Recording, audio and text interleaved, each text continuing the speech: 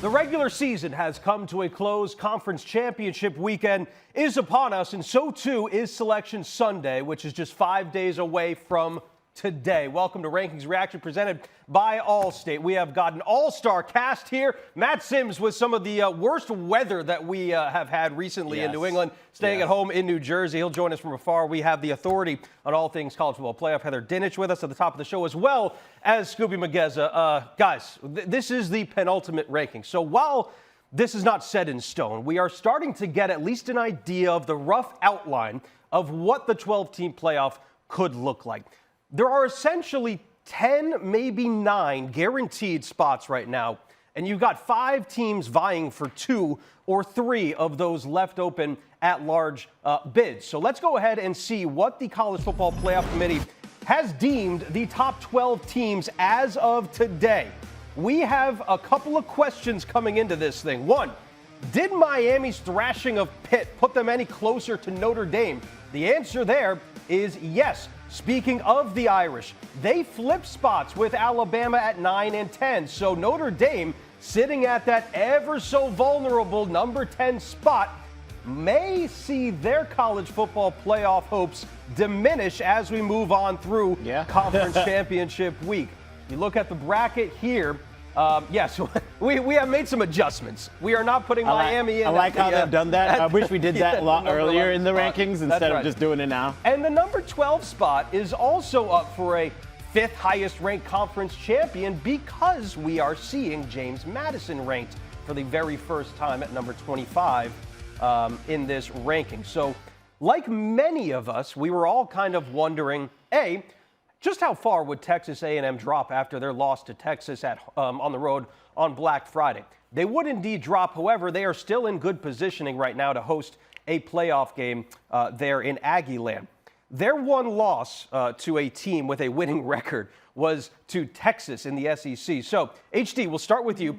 Did you find the committee's decision to drop the Aggies 4 spots reasonable? Yes. As a matter of fact, I had them dropped 1 spot less. I had the Aggies and Ole Miss flipped in my projection. So I thought they would be somewhere between 4 to 7, right? Not drastic, still in first round, hosting territory. But it makes sense because going into this, they were clinging to the 1-point win against Notre Dame on their resume. They have 1 CFP top 25 win. That's it, guys. So it made sense to me that this reflects they're a good football team. The committee has respect for what they've done. 4 road wins, but also 1 top 25 win. Scoop, you mentioned it too on the college football show. Like A&M's SEC opponents this year, combined record of 11 and 41. Yeah. So that's how a one-loss team in the SEC is not playing in their conference championship. 4 wins versus teams that fired coaches in the season for Texas A&M.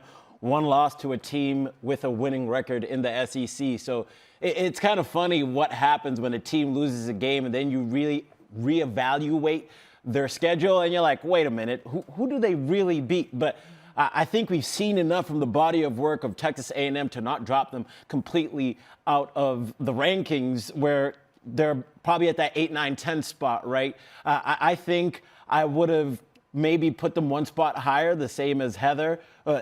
Because of the Ole Miss situation with Lane Kiffin having left the team, because we know players and coaches can affect your ranking. But Charlie Weiss coming back to coach the offense and call plays on offense, I think really made a difference. And they still have their defensive coordinator who's now become the head coach. So for Ole Miss, they're going to keep a lot of their identity there. So I think the committee felt comfortable keeping them where they were. Maddie, from a purely kind of eye test, when we look at Texas A&M this year, by and large, they have looked like a very good team. Did your opinion change on the Aggies based on what you saw against Texas last Friday? Yeah, well, of course, it changed a little bit for all of us, right, to see them to just get out physical in this football game. And, of course, this is a unique situation because it is a rivalry game, because DKR is on fire when they play Texas A&M. Hey, Texas A&M is in Texas's fight song, so we know how personal it is, this matchup.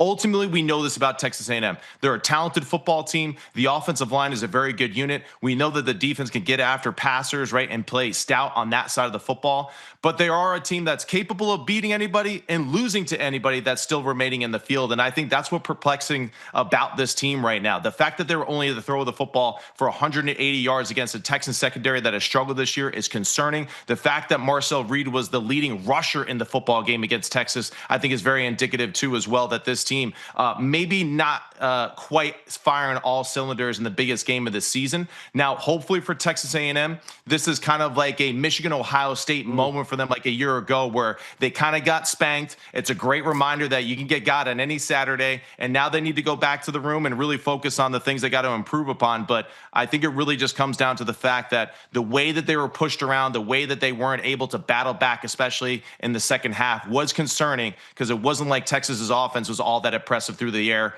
They really just beat them in the trenches consistently. We can get to the Texas conversation in just a bit because they are playing as good as anybody right now in the country, at least down the last couple of weeks. I mean, speaking of that, we just had OJ in the chat say Texas should be in. So shout out to everybody in the YouTube chat. I'm in there right now listening to what you're saying, and we will talk about Texas to your point. Should and will be in are very different words there to substitute. We can certainly get to that. But as great as the play has been on the field the last couple of weeks, the Lane Kiffin saga has dominated the storylines throughout the sport of college football as the now former Ole Miss coach is off to the Bayou where he's going to try and build the Tigers program into a college football playoff contender, which he has already done at Ole Miss, but I digress nevertheless. Here is a statement that he was released, Scoob, as you mentioned. Charlie Weis Jr. going to return to, help coach the offense there.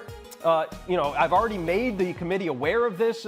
He's hopeful the decision is going to allow Ole Miss to receive the highest ranking possible, on and on and on. But what are we to make of all of this, Heather? Because the committees didn't punish Ole Miss. You tried to draw, people have tried to draw comparisons to a Florida State situation where they're missing a Jordan Travis. We got to see Florida State without Jordan Travis. That's not going to be the case with Ole Miss. Right. It was not good. Yeah. Right. Yeah. So we don't know we don't know what this team looks like without Lane Kiffin. And the committee doesn't. And that's the whole thing going into this is that, and Hunter Yurachek said this last week, there's no data point for the committee to evaluate Ole Miss without Lane Kiffin. But I want to make something very clear on the timing. I know that statement was released this afternoon. I don't know when he actually made that clear to the committee because the way it works is the committee meets all day on Monday. They meet till about noon on Tuesday. By the time that came out, oh man, this thing was done. He had sealed and delivered. Yeah. If we're being real about this, that's the timing of it. Now he very well could have made this decision well beyond when the statement was released. But my point is, the committee wasn't making their decision today based on Charlie Weis Jr. They were making it on two things. One, Ole Miss went out and won the Egg Bowl with Lane Kiffin on the sideline, and the Aggies dropped. So those two things in tandem, and what we already know about these two teams is why those teams are where they were. It's fascinating because I love that. This is why we bring Heather in on the show. She explains everything for us. It was like, wait, 1 + 1 really equals 2, and that the math is not math in there.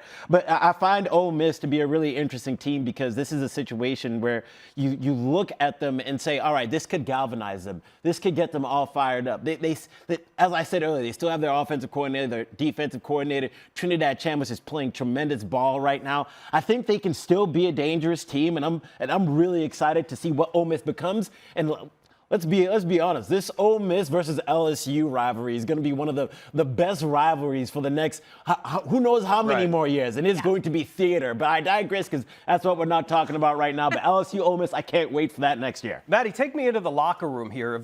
Pretend you're an Ole Miss player, and to be honest, I'm tired of talking about this as a real factor in all of this. But all right, you have a coach who left you. You're a quarterback for Ole Miss. Now your offensive coordinator is going to come back knowing that he's not going to be there next year. What would your feelings be? I would say, Coach, damn glad to see you, man. And I'm happy that you're here with us, right, to take on this next adventure. And it is unfortunate, but I'll just say that Charlie Weiss Jr., just knowing him and his career, his family, of course, right, this is one of the young rising stars, right, in the offensive coaching world. We saw Will Stein and his ability to get that job at Kentucky. So that's exciting for them. But ultimately, Charlie Weiss Jr. is going to be kind of that next guy up on that list, especially with his offensive background and what he does. So Trinidad Chambliss, Kwan Lacey, got to be ecstatic to have their signal caller back on their side. All right, let's go ahead and take a look at the teams ranked 12 through 25 here, because there are a lot of notables. We just mentioned James Madison jumps in at the number 25 spot. HD, what else should we be keeping an eye out for here as you look at Texas at 13 all the way down to JMU at 25? Well, the JMU at 25 is huge, because that lends credibility and validity to the fact that the ACC could be left out of the playoff. And here's the thing, though. I wouldn't rule out Duke What if they entirely. lose? What if JMU loses?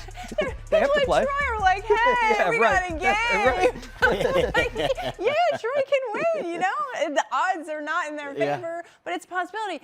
So, and I remind people of this every year. Conference Championship Weekend is the only time all season that they're sitting there together as a committee watching these games. We saw it with Clemson and SMU last year. If Duke goes out there and shellacks a top 20 Virginia team and JMU loses, that's in the room. You feel that. You're watching the game. And so do you leave the ACC champion out? They'll talk about it. That's my point, is they'll talk about it. That was never more prevalent than when we saw SMU last year, right? They were down by so many points. I think they lost by 3. Yes. And I got to imagine they're watching that in the committee room, and they're like, we can't leave them out now. I'm telling you, half to half. SMU was out of the playoff in the first half. They were in the playoff in the second half. but isn't it a whole different committee that we have that established those rules last year of not punishing a conference champion?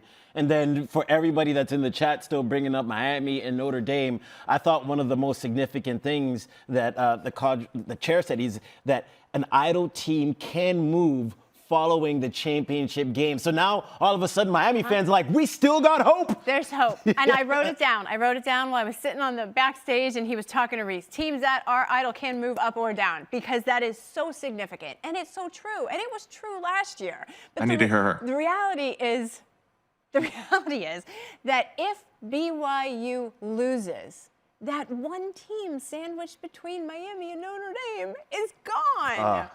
So do they flip them? Right. Because in that minute, they're finally next to each other? Maddie, quick thought? I can't lie. I actually just missed a little bit of what Heather's point was there at the end, right? So, yeah. She's talking about BYU and the fact that they might lose their game. I think, of course, that's very possible. And I think, of course, just speaking on the ACC in that matter, I mean, that's where I just think the possibility, right, of just some of this other movement with some of these teams on the outskirts, right? I mean, just the ACC and Duke, I think, is going to be extremely interesting if they end up winning that football game. Of course, James Madison set up in position now, and James Madison playing good football. So, hey, it's wide open for anybody right now. But, the big concern really is just kind of like what happens to Alabama, of course, in their SEC championship game, and how does that game play out if they are to lose? So all those pieces obviously have big effects on the rankings. All right. So I'm glad you brought that up, Maddie. By the way, we're going to talk about that right now as Scoob goes up to the board. Again, thanks for watching. This is my favorite part. Rankings reaction presented by Allstate. Take a look at the Allstate Playoff Predictor this week. Bubble teams is the word on the street. Who wins and what changes as a result? Scoob, as we enter Conference Championship Weekend, there are a few hypotheticals out there. Maddie mentioned one of them. What happens if Alabama and BYU both win? Like in that scenario, it's likely that both Georgia and Texas Tech would receive at large. So like who's out in that scenario? Exactly. And in this scenario, that's what we're really paying attention to on Alabama and BYU. So if BYU ends up winning right here, right? Both win. And Alabama ends up winning. Notre Dame. Notre Dame, 0% chance to make the college football playoff, which is really fascinating, Heather, because you said earlier last week that 10 spot is essentially the cutoff point and the position where BYU could steal a bid. Wah, wah, wah. I mean, look, this is reality here. And when you look at what the committee did today, they flipped Alabama and Notre Dame. Massive. I think I told you guys last week that the biggest discussion in the room was Alabama and Notre Dame. It was not Notre Dame and Miami. And here you see the fruition of that. They talked about Alabama beating Auburn. That changed a couple of votes in the room, and that's the impact of it. How much of a cushion does Alabama have now that they are at the number 9 spot? Is it like, what's that margin? Is it small? It feels like a much bigger exhale than it did 5 minutes ago. Yeah. Honestly, to me, coming into this ranking, I wondered if Alabama would jump Notre Dame because that would feel like a way to protect Alabama from being bumped out of the college football playoff if they were to lose the SEC championship game and BYU wins, because as we just discussed, the number 10 spot is the cutoff point, and Alabama was at number 10 last week. So you move them up one spot to protect them, because when we saw this ranking initially, we freaked out because we said, how is Notre Dame ahead of Alabama? That doesn't make any sense. Right. And now, would you consider this a correction by the committee to protect team that will play in conference championship game? You know that sound the record makes? Right? Yeah, that's what I felt like. I heard when, when the ranking came out. You know, let's rewind, let's revisit this. But look, they justified it with Alabama's win against a rival. They justified it with a 4th and 2. We were all watching that play. It was like, whoa. Yeah. I mean, they didn't look great offensively, but they made key plays at the right time. Yeah, Right for it on clutch. 4th down. Ty Simpson, some really clutch throws. You look at the box score, you may not be impressed, but still it showed grit, it showed toughness, and that's what you want to be able to see from this Alabama team. But now another scenario we're going to look at is what happens if Alabama loses and BYU ends up winning, right? So BYU gets their 99% chance because we're going to do lose-win, all right? So Alabama drops down to 87%, Notre Dame goes to 13%. But if they both lose, Notre Dame, 99% chance to get in. BYU obviously drops to that 1%. And then you have an Alabama team still at 96%. So we just said, what happens if Alabama ends up losing and Notre Dame would end up getting in and BYU loses as well? So is it fair to say that the most consequential game of Champ Week is BYU Texas Tech? Yes. That's a the great Big point. 12 is the X factor, because if you have 2 teams in, you have someone out in the top 10 currently. Right. Maddie, thoughts here?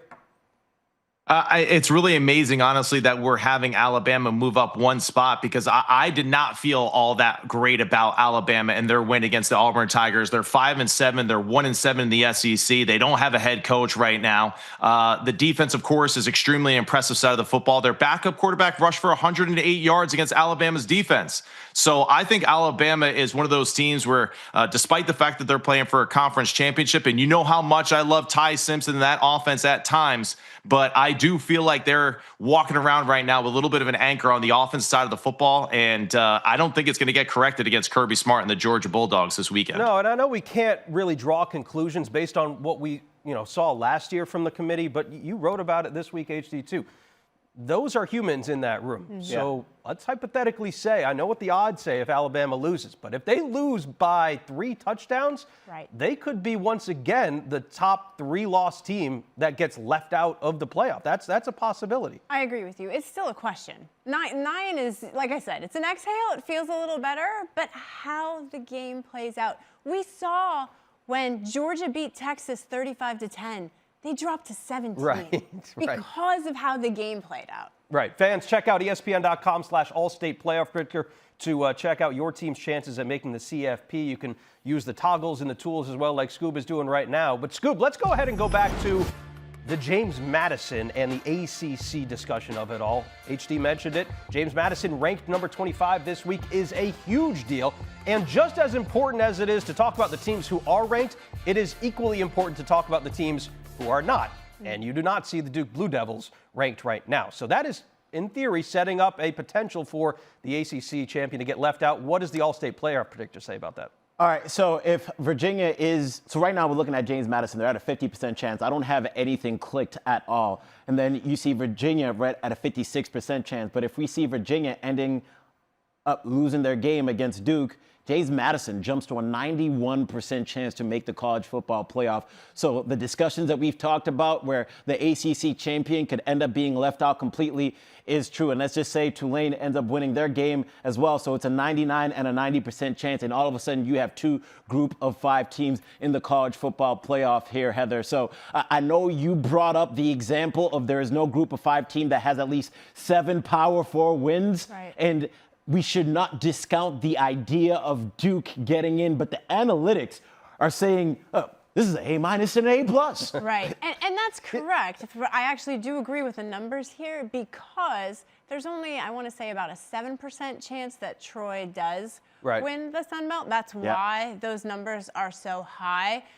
But again, if JMU loses, that opens the door. But we didn't even talk about the Mountain West. UNLV and Boise State could also be. How do they play? How do they play in here? The Mountain West. How does that factor in here?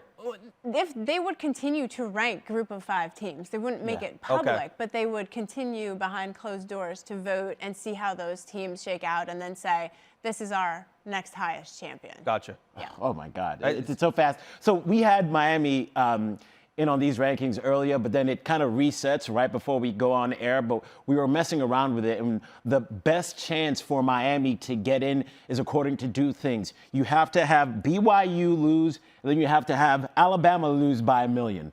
Because it seems like that's the only chance they got in. It was right about 24%, if I'm not mistaken, Sam. That sounds right. So it goes up to 24% for Miami if those 2 teams lose, and that is currently the only path that we have seen where their percentage is the highest as possible. These are not conferences anymore. These are conglomerates. And the fact that Virginia and Duke are playing in the ACC title game, like, why not, Maddie, I'll come to you on this because you're going to have a good answer. Why not have the ACC title game be determined by the teams that are ranked highest in the College Football Playoff Committee if there are no tiebreakers like that we can go to? Duke playing in the ACC title game with 5 losses doesn't make any sense when Miami and them have the same record. And oh, by the way, Virginia, you don't skate by here. You lost to NC State in a non-conference game. Like that doesn't make any sense. And Miami didn't play Virginia or Duke. Right. So, Maddie, I'll leave you the floor. Yeah, no, thanks for coming to me with, it seems like the impossible answer here in this situation. Listen, this is kind of one of those situations where we would just wish the ACC would do what we're all kind of thinking. Just put the 2 best teams that they think are in the conference in it and just throw away all the other rules that you had in the playbook, right? Because we all know the Miami Hurricanes are the best football team probably in that conference. Unfortunately for them, their loss to SMU is just continuing to bite them in the Achilles heel at this moment. But that being said, you know, they're in a position, of course, to potentially move. Miami, to me, is a team that actually can win the national championship, and I think it is disappointing that they're not a part of it, considering that they are tied at the top of the ACC with other 6-2 football teams. But yeah, you're right. They're the only one at 10-2 overall compared to the Virginia Cavaliers. It is mind-boggling. It's kind of hard to wrap my head around it, despite the fact that I've been thinking about this the whole week. But we know how talented Miami is, and unfortunately for them, it just comes back to one personal foul against SMU that still is holding them back right now. So crazy. It really is. So, yeah, Miami will be watching at home on bated breath, hoping for complete chaos on this conference championship weekend. HD, we will say farewell to you. Is there anything else that we haven't discussed that you think we are omitting here in this rankings reaction show? I think we hit all of the big ones, but I also do think it's important that Texas is toast. I mean, because there are a lot of people. That's one we haven't discussed. So here's the take from people. Let me bring this up because I screenshotted this to make sure. And every single Texas fan is going to say, we are the only team that has 3 top 10 teams at the 3 wins against top 10 teams at the time of the game. We went against Ohio State at the beginning of the season and scheduled a non-con where we lost by 7 points. No other team has played Ohio State that close. No other team has defended Ohio State that close. So that one right there, let's just wash it off the board if you're a Texas fan. And then you end up saying we also beat Texas A&M and we also beat Vanderbilt, a team where they're probably going to give the Heisman to Diego Pavia because Vanderbilt's going to get left out. So let's go ahead and give y'all at least the Heisman so you can go home, tell mom you want something. But they're going to give them the Heisman. Vanderbilt is a good team. So you have those 3 wins. And to me, Texas has the best wins in the country. They do. They do. They have some questions. They've also losses. looked like the worst out of a lot of teams in the country for a big portion of the season. And I think you have to remember, too, that when we are thinking about the conferences and the rankings and all of that, it is about the scope of the entire year. So there's no doubt that Texas has had some great high moments, but they've had just as many lows, if not more lulls, during this season. Well, and the other thing, too, is they lost to Florida. And yeah, Miami, that's the biggest thing. Miami did not lose to Florida. That's right. That's one of the reasons I thought that they would be behind them. But to Matt's point, the offensive line hasn't played well for a bulk of the season. Manning hasn't played well. Mm-hmm. Are they getting hot now? Yes. Do they have a great win? Yes. But, again, it's the total picture. And they said we also destroyed Oklahoma. My fault, y'all. Yeah, Oklahoma's also a good win. Yeah. I'm looking in the chat. I love this and I'm trying to speak for the chat. You know, y'all on the show too. I'm just trying to speak for them. Yeah. But yeah, the Oklahoma win is huge too. It's real. By the way, it is. And I don't want to hear either about this like Ohio State thing and like we scheduled to play them this year and that what makes us different. That deal was made in 2014, way before anyone who was even there. Some of the guys on the team weren't even born yet. So like, I don't want to hear that excuse that like, oh, that's why we're brave and all that. That was made a decade ago. Let's move forward. They're a good football team. Next year is going to be their year to capitalize on it. It was a good season this year for a lot of young football players, especially the offensive line, the skill group, the quarterback, of course. They got a lot of great things ahead of them this year. It's just not right now. And before I go, that is the thing that I want to wholeheartedly push back on. Texas is not being left out of the playoff because it scheduled a non-conference game against Ohio State and lost to the #1 team. That's not what the committee is doing here. Mm-hmm. So I don't want athletic directors and coaches to be like, oh, we're not playing those games. Everyone wants to see those games. And the argument is, well, if we were 10-2 and we didn't have a loss to Texas or loss to Ohio State, we would be in. Well, I don't know, because you still lost to Florida. That's right. Yeah. And you still play. Mississippi State and Kentucky are combined 10-14. Mm-hmm. You had to go overtime to beat both of those teams. This is the best bubble that we have ever seen for the college football playoff. Because there has never been a bubble like this where you can look at it and say there's a legit 5-6 teams that can compete in the college football playoff. Last year, when we were looking at it with the Alabamas, with the South Carolinas, you know, we were saying, all right, yeah, they can get in, but I wasn't sure if they'll be able to compete in the college football playoff. Now I can confidently say that. Somebody in the chat, Don W. V7P said, bring on the 16-team playoff, baby, because we need it at this point. Just put everybody in. Let's make a bigger playoff so everybody stops complaining. But exactly right, Skubie. I agree with you. Let's just please everybody and take away the importance of the regular season and showing up and playing hard when it matters the most, even against teams that you know that you're better than. That's right, Maddie. Golf clap. That's right, Maddie. But we got a lot of people playing victim out there. Lane Kiffin, Ole Miss, that's right. Everybody's a victim. HD, always appreciate your insight as well. We know this is a super busy week for you. Can't wait for Selection Sunday. Yeah, guys, I'm going to Grapevine on I'll Friday. see you on SportsCenter tomorrow morning. Oh, well, that first, yes. Yeah. Subtle flex. You are watching Rankings Reaction presented by Allstate. By the way, today is Giving Tuesday, a global day of giving, and it's also the start of ESPN's V Week when we continue the great Jim Valvano's fight against cancer. You can make a difference today by supporting cancer research, which is needed now more than ever. If you are able, please do us a favor and give if you can. As we enter Give, 100% of your donation goes to cancer research. And this year, for the first time ever, the V Foundation, through the support of Principal and Principal Foundation, are launching a $1 million match challenge to inspire greater giving in the fight against cancer. Every donation made during V Week will be matched dollar for dollar up to $1 million. That is a great thing to be a part of here at ESPN as we enter V Week. It is also great that we have the college football playoff coming up. entering college football, entering conference championship week, I should say, we talked about all the scenarios that could play out here. Let's bring up our projected 12-team bracket again as it stands today. A lot could shift, but let's go ahead and run through this. We got some new teams in different places now. So. Yeah, and real quick before we get started, because I still like to address the chat, they said, what about BYU? BYU, simple as that. You beat Texas Tech, you are in. BYU, their only loss of the season is against Texas Tech. So when you talk about a team that has been they've been underrated, it is BYU. All right, going with our ratings. Starting over here at the top, Oregon, Tulane. We know where we're going with that, Sam, right? Yeah, we do. Maddie, what's it like watching this from home, by the way? This has got to be a trip. This is terrible. I hate every second of it. But I'm gritting my teeth and I'm getting through it. You're here in spirit. All right, chat. Yeah. Everybody that's watching on the chat on YouTube, we're going through the bracket. Alabama, Oklahoma. This is going to be such a great matchup to run it back in the first round, but it is going to be on the road for Alabama with the way that they're playing.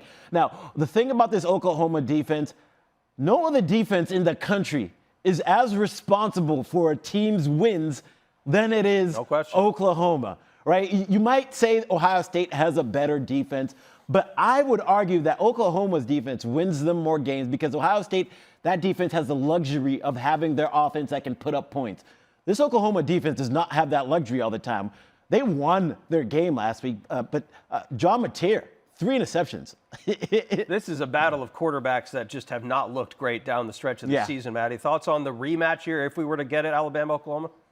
Well, you like to think that the second time around that Alabama's going to have a few more just tricks up their sleeves, but that also goes for our boy Venables and what he might do in that one. So I have to say that I'm still kind of leaning more towards Oklahoma and that defense getting the job done, and Mateer, Satania, and Burks just making the 1 or 2 explosive plays they need to survive like they've been doing the past few weeks. Especially on the road, it is tough for me to lean here with you, Sam. But another extra week of rest for Oklahoma. Where are you leaning?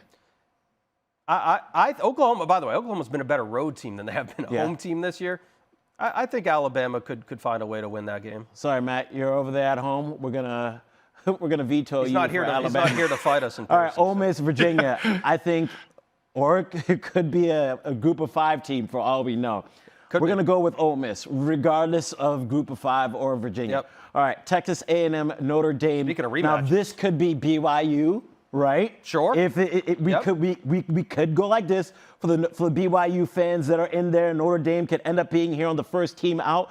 But regardless, just for the sake of the exercise, I am going to go with Texas A&M winning this game. Moving on. Real quick, just a question to you guys, Maddie, Scoop. If I were to give you like odds, what do you think the odds that Notre Dame is in the bracket come Selection Sunday? Better than 50%? Like that's really the question. I would say better than 50%. I would say you're right there, like 48%.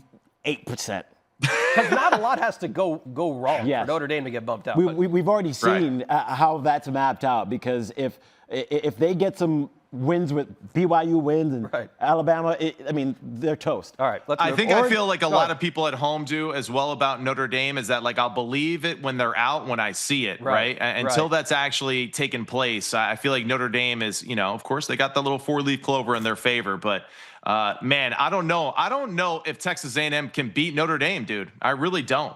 I think that Notre Dame is a little bit of the cleaner football on both sides of it, but I'm cool. I'm cool with the Texas A&M pick for now. I'm just making the case of like that Notre Dame defense, really good unit. I think it'll be very tough for Texas A&M to move the football consistently against them. Notre Dame fans, Matt just second made time the around, case especially. for your loss. No doubt. Case for your loss. So we're going to do Notre Dame. We're going to put Notre Dame in to the quarterfinals. We're going to keep this moving. All right, Oregon versus Texas Tech here in the first game. What a great matchup. And then Alabama, Ohio State, 2 huge programs. Ole Miss, Georgia, you got to love that as well. And then you got Notre Dame, Indiana. The quarterfinals, every single time we have done this, has become a movie. So as we compare Oregon, who's going to be going again, go ahead, Sam, against Texas Tech, right? So strength of schedule overall, we see that Oregon has a win over there, but strength of schedule remaining, Oregon obviously isn't playing in their championship game, so chance to make the CFP 99-98, and then chance to win the CFP title, 12% versus 7%. So I think that's an important metric right there, where Oregon is favored to win the championship 5% more. So who do we go with here, Matt? Matt, go ahead, jump in.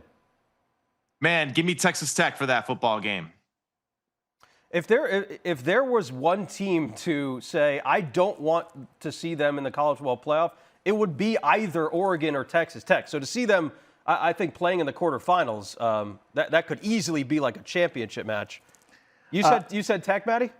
I did say Texas Tech, yes, sir. So he's got Texas Tech, and I see somebody in the chat. Oh, we're talking about Notre Dame smoking Indiana. We'll get over there. All right, Alabama, Ohio State. Oof. I'd take Ohio State. I mean, until I They're see... a wagon. They're a wagon right now. It's Ohio State. It's not even close, guys. I mean, it's not even close. How is Alabama going to protect against that defensive line and the linebacker unit? Matt Patricia is going to do work to that offensive line they got at Alabama. Yeah. All right, so we're going to go Ole Miss, Georgia here in this matchup. I think without Lane there, I'm just going to go Georgia. You guys disagree? We're running out of time, so I want to keep it moving a little bit. It would be a great story, right? It would be great for the players there who've been through so much tumult this year. I think it would be a close game. Yeah. I think it would really be a close game. I do. And I don't think Georgia's going to win this just completely outright in terms of just dominating the game. So I'm going to put them there. And then Indiana, Notre Dame. Somebody in the chat thinks Notre Dame would dominate this football game. Indiana, this is their first time playing. We know one thing last year that we saw. If you got a bye, you struggled in your first game. I want to see what Indiana looks like this weekend against Ohio State. But we got Indiana beats Notre Dame from the Magnus Gaming. I see you in there. I agree with that, though. I think we'll learn a lot about Indiana this weekend when we see them against Ohio State and how they would eventually match up against the Notre Dame. But I do think that Notre Dame is the better football team in this matchup, despite Indiana being able to potentially slow down the passing attack. And they do have some good corners. There's no doubt about it. But I do think that Notre Dame in that case is the safer pick. How great is this? We're picking a team that very well may not even be in the playoff next week to make it to a semifinals if they were to be in it. Wow, what a good point. Well, that's what's cool about this, man. Well, we only put it there because Matt is the one over here waving the Notre Dame flag high and tight. All right. Our first final time four is Ohio State, Texas Tech. We're going to go with Ohio State there. Georgia, Notre Dame. These guys running it back again. Rematch from last year, yeah. All right, I'm getting rid of the flag now. I'm throwing it away in the backyard. Give me the Georgia Bulldogs. All right. Someone said none of these dudes is an athlete in the chat. Listen, we're catching everything on the chat. You're talking to Matt Sims, former NFL quarterback, baby. He was there. You can check my 401k from the NFL, man. I'm good. All you have to do is check. We know ball. All right, final matchup: Ohio State, Georgia. Who we got winning the championship? Again, until proven otherwise, I don't think we can say anybody but Ohio State. Now, let's say this real quick. Indiana puts up a fight, loses by 3 points to Ohio State this weekend. Does that change our opinion on Ohio State just running train through the college football playoff this year? I think it absolutely can. I think it would, absolutely can. It would show they're a little vulnerable. Yeah. If somebody can put up points on this team, we just haven't seen it. So I don't know. You're right. That's the big question mark. Is just offensively, can Indiana move the football consistently? Can they run the football against Ohio State? That's really going to be the big test, and really the first real test we've seen from Ohio State, other than Michigan, as far as just a team lining up and just saying we're going to push you around. Winner of the Big Ten championship wins the Heisman. Your boy Pavia is going to have a say in that, though. I think if it's a low-scoring game and it's just ugly, then Pavia wins it. But if it's a competitive game where you see some touchdowns and the ball is being moved, I think the winner of the Big Ten championship wins the Heisman. Yeah, I mean, that's definitely a great point, but I would have to probably lean a little bit more towards Diego Pavia and what he's done for Vanderbilt. The fact that Vanderbilt is, where they are with their first 10-win season and all that, it's hard not to directly correlate that to the quarterback, his play and his leadership. Like I said, Vanderbilt's not going to make the college football playoffs. So if you're going to give them anything for not making it, you got to give them the Heisman. All right, there's their participation. I just want to see. I want to see Pavia in Times Square. That's what I want to see. That would be a movie. Good for the brand, baby. Good for the brand. I'm going. I'll be there. Of course you. That's right. All right, we are out of time, but fear not. We will be back. Conference Championship Week. We got you covered on Saturday night, 11 p.m. Eastern Time here on the ESPN College Football YouTube page. Then we have got Selection Sunday coming up as well. A show for you. Another rankings reaction. For Matt Sims, we really appreciate HD joining us. Skubie Mageza, I'm Sam Ravech, and our entire crew. Thank you so much for watching. Rankings reaction presented by...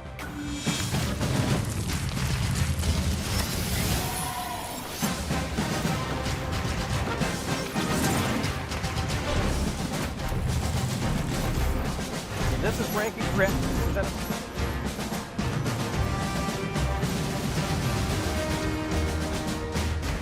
This is Rankings Reaction, presented by Allstate.